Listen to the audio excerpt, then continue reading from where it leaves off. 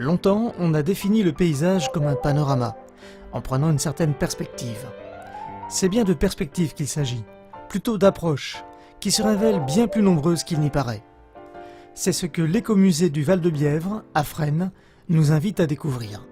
Nous présentons ici une exposition qui s'appelle Paysages de banlieue, dans laquelle on peut voir énormément de documents qui sont d'un intérêt très variable, c'est-à-dire qu'il y a des choses remarquables, notamment issues des fonds nationaux, des archives nationales.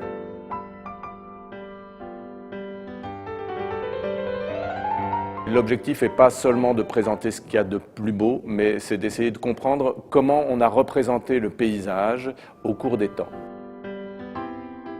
Le territoire, c'est la chose physique dans laquelle nous nous déplaçons. Le paysage, c'est la façon dont nous nous représentons cela. C'est pour ça qu'à l'introduction de l'exposition, nous avons fait un espace noir dans lequel nous proposons aux visiteurs d'imaginer le paysage.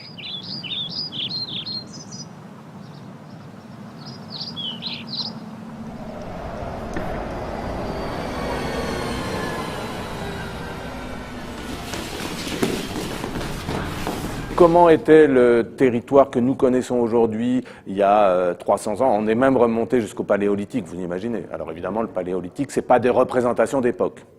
Mais ça permet de suivre un peu cette évolution et de suivre la façon dont les gens l'ont représenté. On voit l'évolution des sujets traités, l'évolution des médiums utilisés, l'évolution de la façon de représenter le paysage et évidemment aussi l'évolution du territoire lui-même.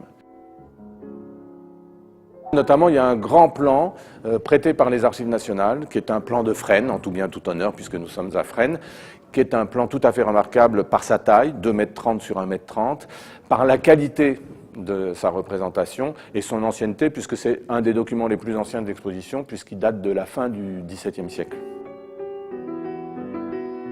Nous avons proposé à des groupes d'enfants ou d'adultes de photographier leur territoire pour en faire du paysage et leur façon, leur vision du territoire aujourd'hui.